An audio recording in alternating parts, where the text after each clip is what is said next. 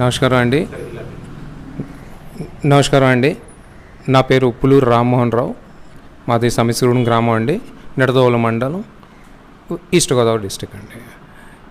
నేను రాజకీయం ఇంచుమించుగా నేను రాజకీయం ఒక 20 సంవత్సరాల నుంచి నేను రాజకీయంలో ఉన్నాను. గతంలో వేరే రాజకీయ పార్టీల్లో నేను క్రియాశీలకంగానే వర్క్ చేశాను. 2022 నుంచి నేను మన పవన్ కళ్యాణ్ గారు ఆయన ఆలోచన విధానం, ఆయన సిద్ధాంతాలకి ఆకర్షితులై నేను ఈవేళ జనసేనలో పార్టీలో చేరటం జరిగింది. చేసేటప్పటికి మా సమిశ్రగూడెం గ్రామంలో జనసేన అప్పుడు అంత క్రియాశీలకంగా లేకపోయేటప్పటికీ మా క్రియాశీలకంగా లేకపోయేసరికి నేను మొత్తం అంతా పార్టీని బలోపేతం చేసి ఈవేళ సమిశ్రగూడెంలో మేము ఒక శాసించే స్థాయికి మేము ఎదిగాం. ప్రతిపక్షంలో ఈవేళ గతంలో అధికారంలో ఉన్న పార్టీని ఇక్కడ ఓడించి సుమారు 5,083 ఓట్లు మెజార్టీ ఈ గ్రామంలో మనం జనసేన అభ్యర్థి అయిన మన కూటమి అభ్యర్థి అయిన శ్రీ కందులు దుర్గేష్ గారికి ఈ గ్రామంలో మేము మెజార్టీ తీసుకురాగలిగామండి. ఆ మెజార్టీ తీసుకురావటంలో జనసేన బాగా కీలకంగా ఉంది. మాతో పాటు టీడీపీ వారు, బీజేపీ వాళ్ళు కూడా చాలా కష్టపడ్డారండి.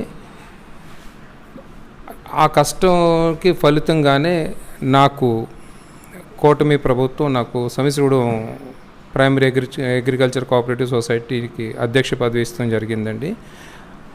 దానికి న్యాయం చేస్తానని నేను ఆశిస్తున్నాను, చేస్తాను కూడా.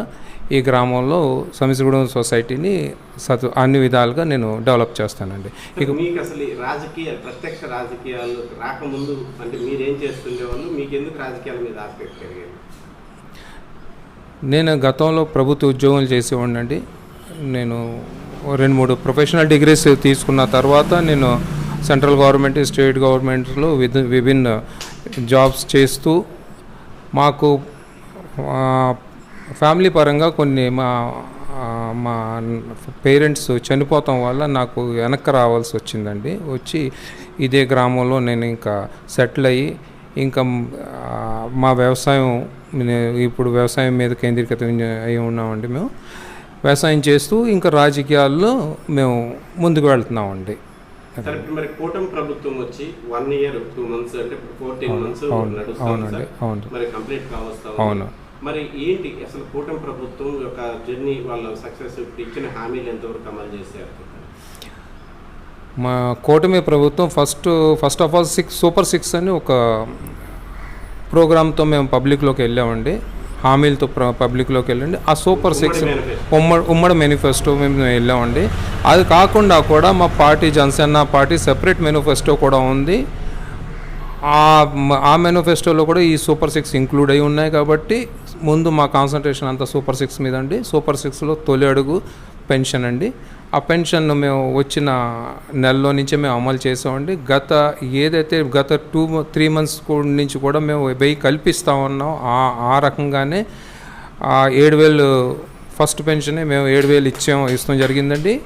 అలాగే ఆ పెన్షన్ని సక్రమంగా, గతంలో ఏంటంటే పెన్షన్ అంటే ఏదో ఇంకో రకంగా జరిగింది కార్యక్రమం అంతా, మనకి తెలియంది ఏమీ కాదు. కానీ ఈవేళ సక్రమంగా పెన్షన్ స్కీమ్ అంటూ మేము అమలు చేస్తున్నామండి. ఈ స్కీమ్స్ అయిన తర్వాత దీపం పథకం తీసుకున్నామండి. 3 సిలిండర్లు ఫ్రీ అండి. దాంతోపాటు మొన్నేమో స్త్రీ శక్తి పేరు మీద ఫ్రీ బస్సులు ఆడవాళ్ళకి రాష్ట్రమంతటా ఎక్కడి నుంచి ఎక్కడికైనా ప్రయాణించవచ్చండి. అది కూడా మొన్న అమలు చేస్తాం జరిగింది. అలాగే మొన్న ఈ కొత్త రేషన్ కార్డుల గురించి కూడా మా ప్రభుత్వం చర్యలు తీసుకుందండి. రేపు 25వ తారీఖు నుంచి కొత్త రేషన్ కార్డులు ఎవరికైతే ఎలిజిబుల్ ఉన్నారో వాళ్ళకి ఆ కొత్త కార్డులు డిజిటల్ కార్డ్స్ అండి, అది అందజేస్తాం జరుగుతుందండి. 1/1 అంటే గత ప్రభుత్వం ఈ ఖజానాను మొత్తం ఖాళీ చేసింది. వచ్చేటప్పటికి మా దగ్గర డబ్బులు లేవు, ప్రభుత్వం దగ్గర డబ్బులు లేవు.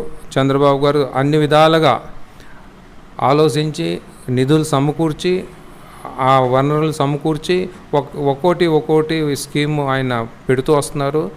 రాబోయే కాలంలో కూడా మంచి మంచి పథకాలు అమలు చేస్తారండి. ప్రజలు కూడా సంతృప్తి చెందుతారు. సార్, మరి ముఖ్యంగా కూటమి ప్రభుత్వానికి ప్రజలు మద్దతు ఇచ్చిందే అభివృద్ధి గురించి. అవునండి. పవన్ కళ్యాణ్ గారు, అవును, చంద్రబాబు గారు వీరిద్దరు కలిస్తే, ఈయన యువకుడు, ఆయన అనుభవజ్ఞుడు, వీరిద్దరు కలయికలు ఈ రాష్ట్రం బాగుపడుతుంది, అభివృద్ధి చెందుతుంది, మనకి విద్య, ఉద్యోగ, ఉపాధి అవకాశాలు వస్తాయని చెప్పేసి నమ్మకంతో మరి ఇచ్చారు. మరి మీరు ఈ తొలి అడుగు ఈ సంవత్సర కాలంలో ఏం తొలగడి వేశారు అభివృద్ధి దిశగా? ప్రభుత్వం అధికారంలోకి వచ్చేటప్పటికి రోడ్లన్నీ చిందరవిందరగా, అసలు స్టేట్ హైవేస్ కానివ్వండి, ఇంటర్నల్ రోడ్స్ కానివ్వండి, అసలు ఎక్కడా కూడా ఒక రోడ్డు కూడా సరిగ్గా లేని పరిస్థితి అండి. ప్రభుత్వం వచ్చిన వెంబటే ఆ రోడ్లని అభివృద్ధి చేస్తానికి, రోడ్లను సరిచేస్తానికి కొంత బడ్జెట్ కేటాయించి ఆ రోడ్లని ప్రజలు తిరిగే విధంగా చేసిందండి మా ప్రభుత్వం. వాటితో పాటు ఎన్ఆర్జీఎస్ వర్క్స్లో గ్రామాన్ని ఇంటర్నల్ రోడ్స్ డెవలప్ చేస్తానికి ప్రభుత్వం డబ్బులు ఇచ్చిందండి. ఎన్ఆర్జీఎస్ వర్క్ ఉండే మా గ్రామంలో కూడా తొలి ఇన్స్టాల్మెంట్స్లో దగ్గర ఒక 8 రోడ్లు పోసామండి ఇంటర్నల్గా. తర్వాత మళ్ళీ కొత్త గ్రాంట్స్ వచ్చినాయండి. అందులో కూడా మేము రోడ్స్ పోస్తున్నామండి. సుమారు ఒక 4-5 రోడ్స్ మళ్ళీ పోస్తున్నామండి. అభివృద్ధిలో అడుగు పడిందండి. ఇది కంటిన్యూ అవుద్ది. ఇకపోతే మీరు అన్నట్టు మనం డిఎస్సి ఎగ్జామ్స్ 16,000 టీచర్స్ పోస్టులు నోటిఫికేషన్ ఇచ్చి డిఎస్సిలో నిన్నే డిఎస్సి కూడా మెరిట్ లిస్ట్ డిక్లేర్ అయిందండి. దాంట్లో కూడా ఇంకా ఫైనలైజ్ అయిపోయి 16,000 మంది నిరుద్యోగులకి టీచర్ పోస్టులు వస్తున్నాయండి. అలానే ఆ తల్లికి వందనం కార్యక్రమంలో ఇంటికి ఎంతమంది పిల్లలు ఉంటే అన్ని 15,000 ప్రభుత్వం ద్వారా ఇస్తాం జరిగిందండి. గతంలో ఇంటికి ఒకరికి ఇచ్చేవారు. అది కూడా దాంట్లో కూడా కొన్ని కటింగ్లు ఉండే. మా ప్రభుత్వం వచ్చిన తర్వాత తల్లికి వందనం కార్యక్రమం ఇంట్లో ఎంతమంది పిల్లలు ఉంటే అంతమందికి అన్ని 15,000 ఇస్తాం జరుగుతుందండి. అవి కాకుండా పోలవరం ప్రాజెక్టు తీసుకుంటే మళ్ళీ సర్వేగంగా ముందుకెళ్తుందండి. ఫుల్ డెవలప్మెంట్ జరుగుతుందండి. అలాగే రాజధాని తీసుకోండి, 3 రాజధాని పేరు మీద మొత్తం ఉన్న రాజధానిని కూడా ఆయన ఆపేశాడు. ఆ రాజధానిని కూడా మళ్ళీ ఇప్పుడు అమరావతిని మీరు వెళ్ళి చూస్తే, సాయంత్రం నైట్లు వెళ్ళి చూస్తే లైట్ల వెలుగులో ఎంతో చక్కగా కనిపిస్తుందండి. డెవలప్ అవుతుంది. నెక్స్ట్ 1 ఇయర్లో అమరావతి కూడా చాలా వరకు కంప్లీట్ అయిపోతుందండి. అదే మా చంద్రబాబు గారు ఇదండి. ఇక మిగతా ప్రోగ్రామ్స్ కూడా మేము 1 by 1 అన్ని ప్రజలకు తీసుకెళ్తున్నామండి. కొత్త కంపెనీలు వస్తున్నాయండి, మంచి మంచి కంపెనీలు వస్తున్నాయి. సాఫ్ట్వేర్లో నారా లోకేష్ గారు సాఫ్ట్వేర్ కంపెనీస్ని వైజాగ్, విజయవాడ, అమరావతి అండ్ తిరుపతిలో ఆయన స్థాపిస్తున్నారండి. గూగుల్ డేటాబేస్ కానివ్వండి, మైక్రోసాఫ్ట్ కానివ్వండి, అన్ని కంపెనీలు ఇవాళ ఆంధ్రప్రదేశ్కి వస్తున్నాయండి. మన ఆంధ్ర రాష్ట్రం నుంచి మన స్టూడెంట్స్ అందరూ బయటికి వెళ్ళి ఈ కంపెనీలో హైదరాబాద్ కానివ్వండి, వేరే చోట కానీ జాబ్ చేస్తున్నారండి. వాళ్ళందరూ కూడా ఈవేళ వెనక్కి వచ్చి మన రాష్ట్రాన్ని అభివృద్ధి చేసే దిశగా వాళ్ళు అడుగు వేస్తారండి. ఖచ్చితంగా ఇప్పుడు ఆర్టిఫిషియల్ ఇంటెలిజెన్స్లో కూడా మనం చాలా ముందుకెళ్ళి క్వాంటమ్ ఈ ప్రాజెక్ట్లో కూడా మనం ముందుకు వెళ్తున్నామండి. అలాగే సెమీ కండక్టర్స్ ఫీల్డ్లో కూడా మనం చంద్రబాబు గారు అడుగేశారండి. సో రాబోయే కొన్ని సంవత్సరాల్లో ఖచ్చితంగా ఆంధ్రప్రదేశ్ సాఫ్ట్వేర్ టెక్నాలజీలో ఇండియాలోనే నంబర్ 1 అవుతుందండి. అండ్ ఇండస్ట్రీస్ కూడా 1 by 1 మళ్ళీ వెళ్ళిపోయిన ఇండస్ట్రీస్ మళ్ళీ రిటర్న్ వస్తున్నాయి. లూలు కానివ్వండి, వేరే గ్రూప్స్ కానివ్వండి, అందరూ వెనక్కి వస్తున్నారు. కొత్త మంచి పెట్టుబడులు వస్తున్నాయి. టాటా ఇన్నోవేషన్స్ వాళ్ళు ఈవేళ మనకి P4 ప్రోగ్రాంలో వాళ్ళు భాగ్యస్వాములు అయ్యారండి. చాలా సంతోషం అండి. యాక్చువల్లీ టాటా లాంటి పెద్ద గ్రూప్ ఈవేళ మన ఆంధ్రప్రదేశ్ గవర్నమెంట్తో కోఆర్డినేషన్లోకి వచ్చిందంటేనే చంద్రబాబు గారి విజన్ ఎలాగుందో అన్నది ప్రజలకు తెలుస్తుందండి. ఖచ్చితంగా రాబోయే 15 సంవత్సరాలు మా కూటమి ప్రభుత్వమే అధికారంలో ఉంటుంది.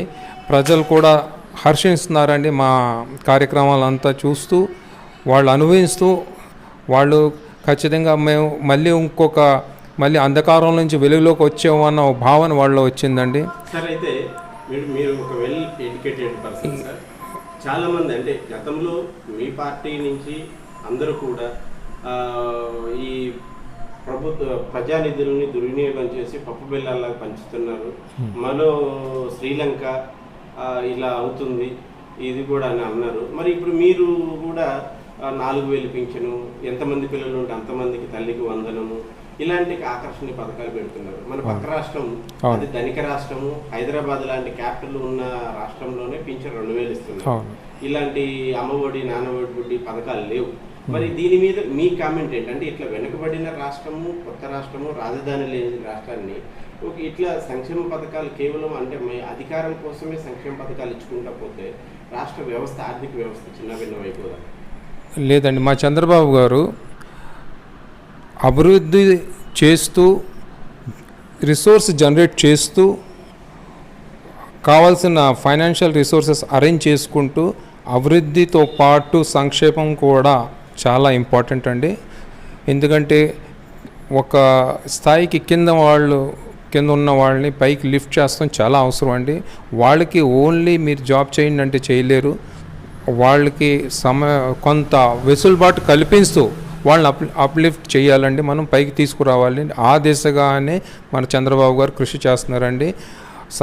సంక్షేమ పథకాలని అమలు చేస్తూ అభివృద్ధిని అంటే మన ఫైనాన్షియల్ రిసోర్సెస్ని డెవలప్ చేసుకుంటూ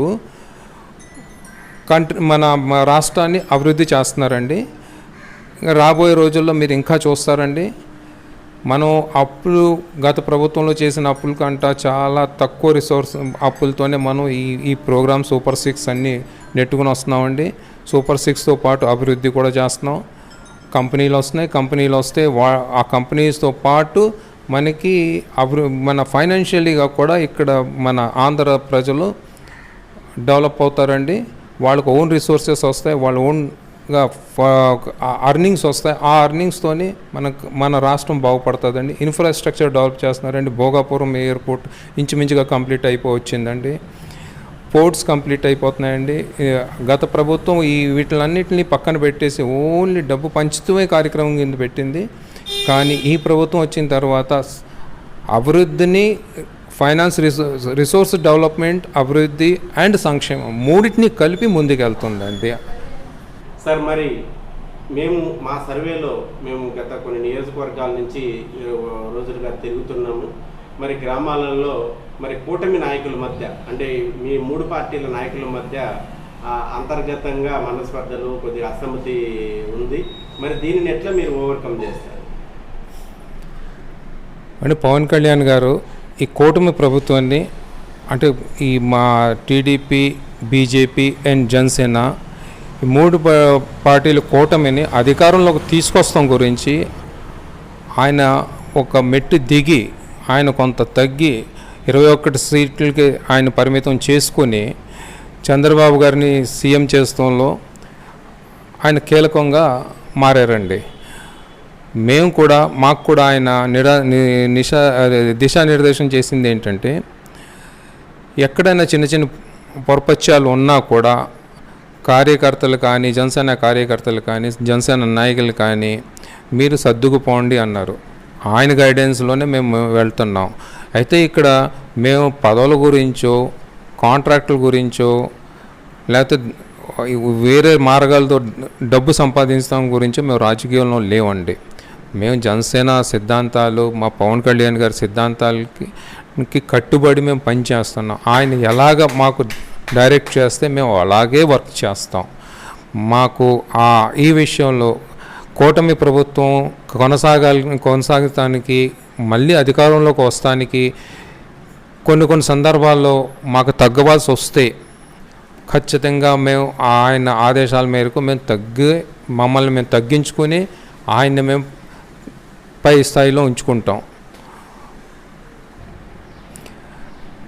అందరికీ వినాయక చవితి శుభాకాంక్షలు అండి అడ్వాన్స్గా.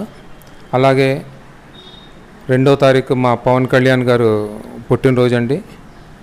ఆయనకు కూడా మేము అడ్వాన్స్గా శుభాకాంక్షలు తెలియజేస్తున్నామండి. అలాగే 17వ తారీఖుని మా కందుల దుర్గేష్ గారి పుట్టినరోజు అండి. ఆయనకు కూడా అడ్వాన్స్ హ్యాపీ బర్త్డే అండి. ఆయన పవన్ కళ్యాణ్ గారు అండ్ కందుల దుర్గేష్ గారు పుట్టినరోజు మేము మా గ్రామంలో చాలా ఘనంగా చేస్తామండి. ఆయన పుట్టినరోజుని పురస్కరించుకుని వాళ్ళిద్దరు పుట్టినరోజుని పురస్కరించుకుని గ్రామంలో కొన్ని కార్యక్రమాలకు కొన్ని సేవా కార్యక్రమాలు మేము చేస్తూ ఉంటామండి. గత సంవత్సరం కూడా మేము చేసామండి. అలాగే ఈ సంవత్సరం కూడా కంటిన్యూ చేస్తామండి. ధన్యవాదాలండి.